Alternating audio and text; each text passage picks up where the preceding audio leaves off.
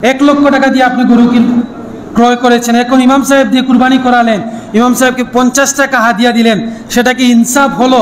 কথা বলতে হবে, সেটা কি ইনসাফ হলো? আমার সাথে কথা না বললে তো বুঝতে পারবো যে আপনারা মনে হয় আমার সাথে একমত নয়। 1 লক্ষ টাকা দিয়ে গরু ক্রয় করেছেন, আপনি ইমাম সাহেব দিয়ে জব করিয়ে ইমাম সাহেবকে 100 টাকা হাদিয়া দিলেন, সেটা কি ইনসাফ হলো? আওয়াজ দিয়ে বলতে হবে, ইনসাফ হলো? না, ইনসাফ হলো না।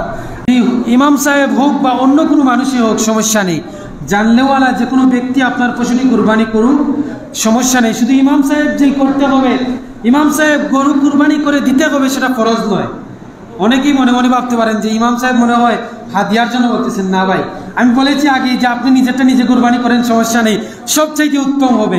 কিন্তু যদি আপনি ইমাম সাহেবের মাধ্যমে সেটা কুরবানি করান এবং অন্য কোনো ব্যক্তির মাধ্যমে কুরবানি করান, 1 লক্ষ টাকা দিয়ে আপনি গরু ক্রয় করেছেন, এখন ইমাম সাহেব দিয়ে কুরবানি করালেন, ইমাম সাহেবকে 50 টাকা হাদিয়া দিলেন, সেটা কি ইনসাফ হলো?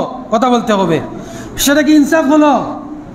আমার সাথে কথা না বললে তো বুঝতে পারবো যে আপনারা মনে হয় আমার সাথে একমত নয়।